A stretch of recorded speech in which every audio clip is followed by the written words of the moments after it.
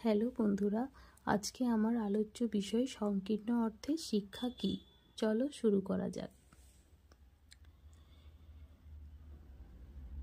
কোনো প্রতিষ্ঠানের মধ্যে নির্দিষ্ট পাঠ্যক্রমকে সামনে রেখে শিক্ষিত ও অভিজ্ঞ ব্যক্তি দ্বারা পাঠ্যক্রমের বিষয়গুলি শিক্ষার্থীদের মধ্যে সঞ্চালন করাকেই সংকীর্ণ অর্থে শিক্ষা বলা হয়।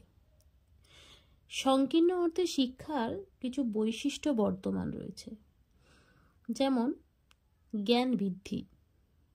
নির্দিষ্ট পাঠ্যক্রমের ভিত্তিতে এবং নির্দিষ্ট পদ্ধতির সাহায্যে শিক্ষার্থীর জ্ঞান বৃদ্ধি করা সংকীর্ণ অর্থে শিক্ষার একটা অন্যতম বৈশিষ্ট্য বলতে পারি।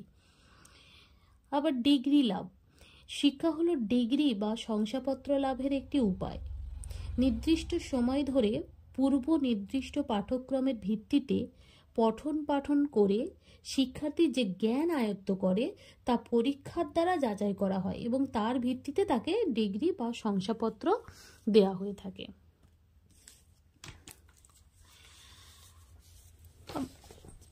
দাতা গ্রহীতার সম্পর্ক। শিক্ষক ও শিক্ষার্থীর মধ্যে দাতা ও গ্রহীতার সম্পর্ক দেখা যায়।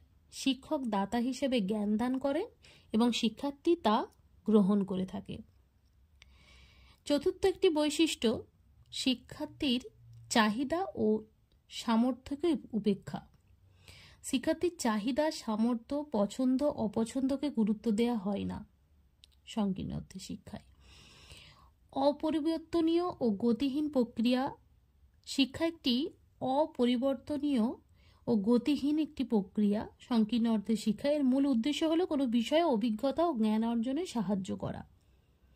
উপরের প্রতিটি বৈশিষ্ট্যকে আমরা যদি পরিলক্ষিত করি, সেই হিসাবে বলা যায় বিদ্যালয়ের চার দেওয়ালের মধ্যে গতানুগতিক ও অপরিবর্তনীয় যে শিক্ষায় শিক্ষক ও শিক্ষার্থীর মধ্যে দাতা ও গ্রহীতার সম্পর্ক বজায় থাকে এবং শিক্ষার্থীর চাহিদা ও সামর্থ্যকে গুরুত্ব না দিয়ে কেবল পুঁথিগত জ্ঞানদানের মাধ্যমে ব্যক্তিগত ও সামাজিক উৎকর্ষ বিধানের চেষ্টা করা হয়, তাই হলো সংকীর্ণ অর্থে শিক্ষা।